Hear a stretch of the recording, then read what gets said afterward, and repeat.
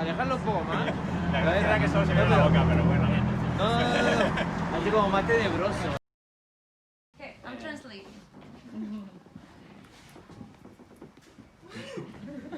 Bueno, vais a ver todo lo que hemos hecho en los últimos 10 años y son las películas que básicamente han pagado nuestra casa y han alimentado a nuestros gatos. So we're gonna see basically his full filmography. It's a total of 6 films, 5 short films in between 5 and 10 minutes, and then one longer piece that is 60 minutes. And these films basically paid for his home and raised his cats. Traducción creativa, ¿no? Así,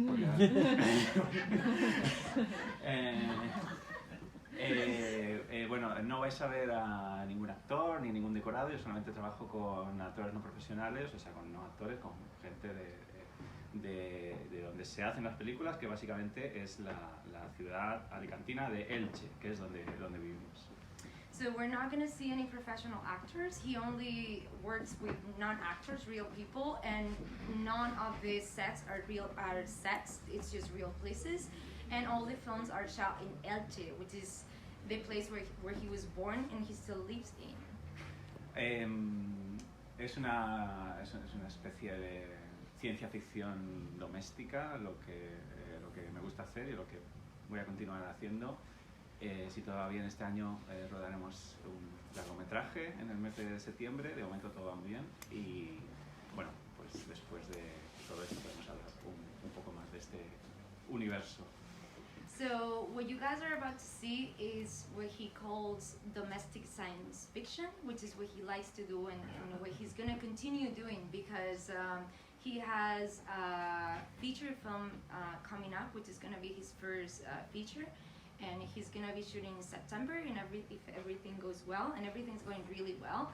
He didn't say this, but I'm gonna add it. He's been in every workshop, lab, work in progress in the universe, and that's why he's here. He's attending the artist residency of Film Independent and the Association of the Press, the Golden Globes Association thing, and so yeah, we cannot wait for that feature and. Gracias. And there's some wine films that you guys just watched, and she's here with us tonight. So if anyone has any questions about wardrobe, set design, or anything, she's here with us as well. And she knows a lot of very funny anecdotes. So yeah. Working with actors, so I cannot. I don't know how is working with actors. I suppose that it's more in a way easy and in another way more difficult. I don't like acting, so I thought in the beginning when I started making films that it was more easy not to act to someone who is not an actor. So that's why I ask this kind of members of my family and friends to make that. But the thing is that it's not just asking a non-actor to make the film. It's writing a film thinking in that this film is going to be played by non-actors. That is the important thing. It's not. So when I'm writing, I don't used to write, for example, emotions. In any of my films, there is people crying or having an argument or something like that. I try to always have been thinking that the script that I'm writing is going to be played by my grandmother or by my cousin, who are not actors. So this is the most important since the moment of the writing, thinking in this. So, but I can't compare with the actors because I don't have any experience in working with professionals. But that's really interesting. So you write lines for them that they need to memorize, but they don't need to perform a specific emotions. So you will then identify. Also not exactly. What the things that I write, what I used to do is I give the lines to the actor. He or she reads the line, and I take the paper, and he never reads again the lines. So Okay. we start to make like a rehearsal with the things that he remembers, just with this material. So it's very normal. Sometimes he forgets a lot of things. He changed the order of the ideas. So I'm there to remember him, which is the important idea. So the important thing is that the ideas of the text, not the words. So and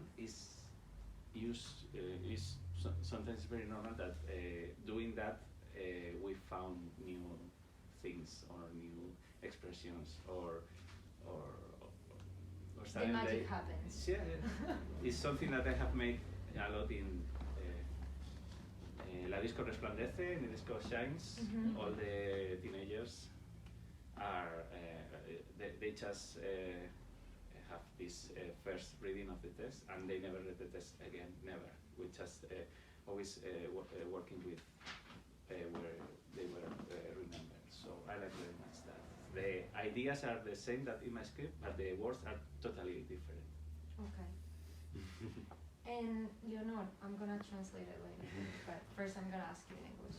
So, since you're working with real people in the real houses, your mom is in one of the films. Like the mom in Uranes, the latest film, it's Leonor's mom, and like, so, but you're also like dressing them up and creating like some of like the apartments and houses. You're like redecorating them in certain ways, and the food and what they're eating.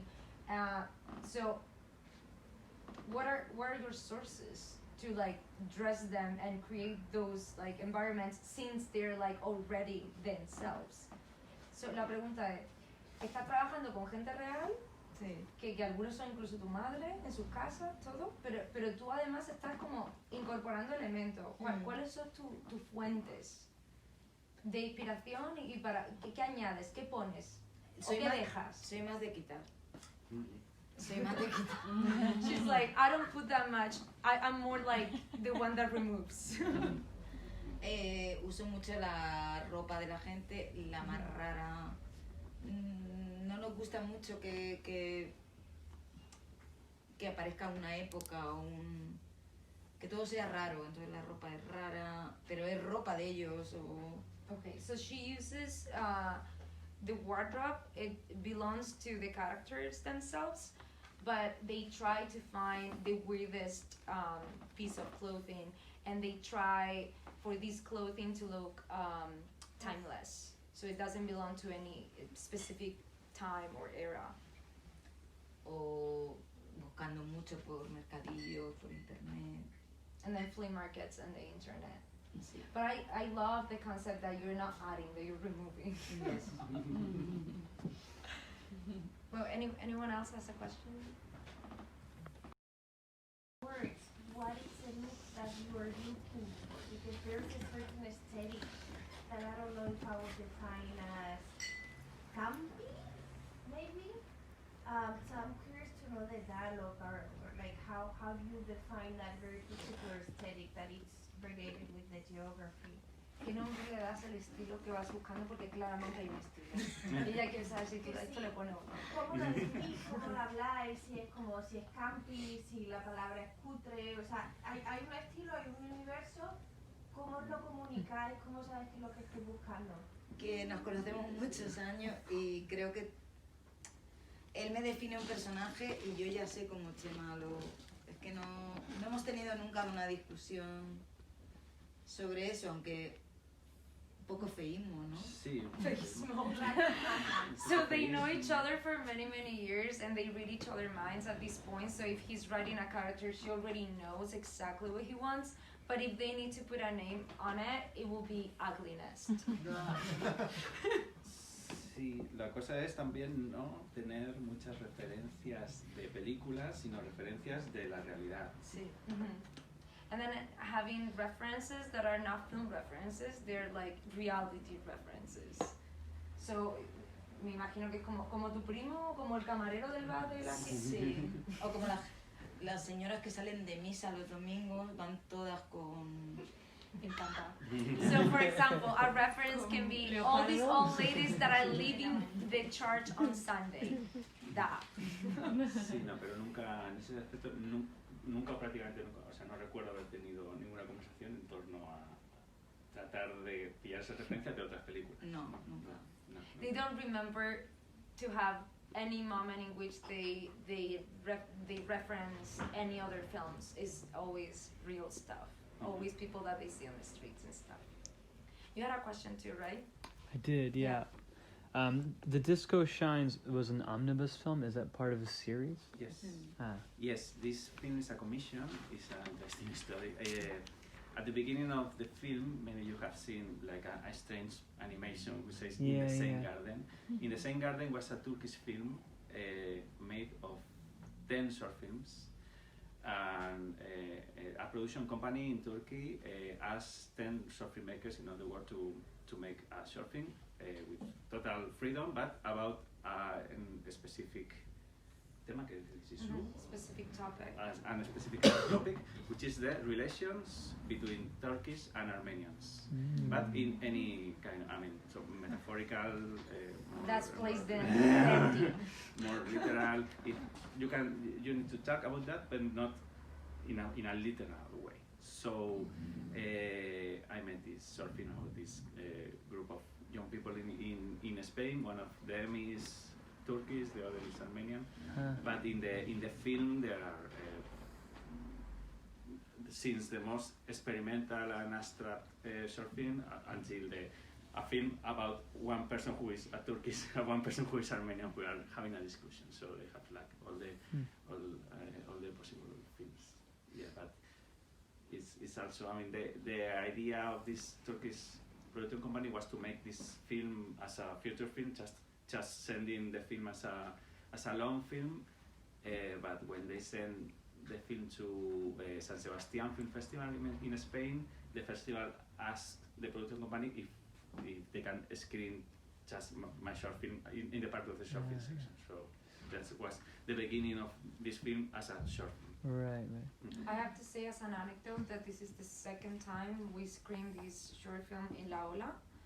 And the first time when we got the copy, it was the feature film with all the Turkish films. And I was like, this is crazy. Like, it cannot be. Like, this is too long. What is this? And then I was like, okay, it's just the, okay. Yeah. I had another part to that question. I also really love the Golden Legend. I thought that was fantastic. I noticed that there's like kind of a stylistic shift in all the films. We watch them basically chronologically. I wanted to know what inspires this sort of shift, and also what inspires that film specifically. Well, specifically the Golden Legend. Yeah. The Golden Legend is a co-direction with another Spanish filmmaker called Ion de Sosa.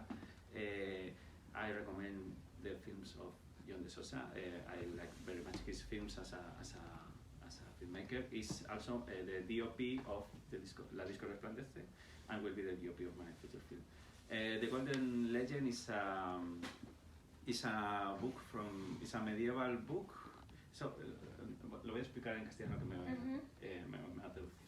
Es un libro medieval que recopila vidas de santos. Leyenda áurea en latín, leyenda dorada en castellano, de Golden Legend. So it's this book from the medieval times that basically is a compilation of saints' lives. Entonces, lo que quisimos hacer John y yo fue crear una especie como de capítulo de ese libro. Ese libro, cada capítulo cuenta la vida de un santo o un hecho milagroso o algo relacionado, pues eso, con todo el universo de los personajes religiosos. So each of the chapters of this book basically explains you the life of one of these saints and the miracles they did, and what they wanted is to recreate one of the chapters, like to pretend that they were writing one of the chapters of the book. No recrear exactamente, sino pretending. It wasn't a chapter that previously existed. No. It was like, let's say this is one of the chapters. It's a guy that can walk in the waters. Yeah. Sí. Okay. Entonces nos interesaba mucho crear una especie como de universo en el que los milagros suceden, pero es lo normal. Entonces, que suceda un milagro no a nadie le parece extraño. Eso es algo que me interesa. So what they thought it was really interesting is to create an universe, a context, a scenario in which when miracles happen, everyone thinks it's normal. Nobody's surprised about it. It's like, okay, it happened. Y eso enlaza también quizá con lo que quiere decir con el resto de los cortos, que es que lo sobrenatural se muestra de una forma natural. And then when you're talking about transitioning aesthetics, this is also, it connects with your question, because this is kind of like the first time that he is showing the supernatural as something natural. So the supernatural becomes domestic within the domestic context. Yeah, this is one of the major ideas of my films. This also, as I was telling before, the working with opposites. I like very much this supernatural thing as part of the absolutely normal domestic and natural life. No, and that creates also this tension between these two worlds that I like very much. But if you were asking about photography per se, Disco Shines and The Golden Legend, both of them were shot in super 16 millimeters. Mm-hmm. And the DP was Ion de Sousa, who is the co-director of The Golden Legend. Mm-hmm. So obviously there is a aesthetic jump because they go from digital to film, and it's so pretty, obviously. Mi película va a ser también el 16. And this guy, the feature film that he's working on, is gonna be shot in Super 16. The DP is gonna be Ion de Sousa, so it's gonna be really pretty. We'll see it in Cannes, Cannes Film Festival. That's what we're hoping. And States, and you're traveling so much. Are you planning to do any film outside of Elche ever? No. It's not my plan to work. I like that. I mean, I'm very happy working where I'm working in Spain and in Elche and in Spanish and with the people that I know. So I don't have any intention of change that. So. Well, if you guys want to, we can drink some wine and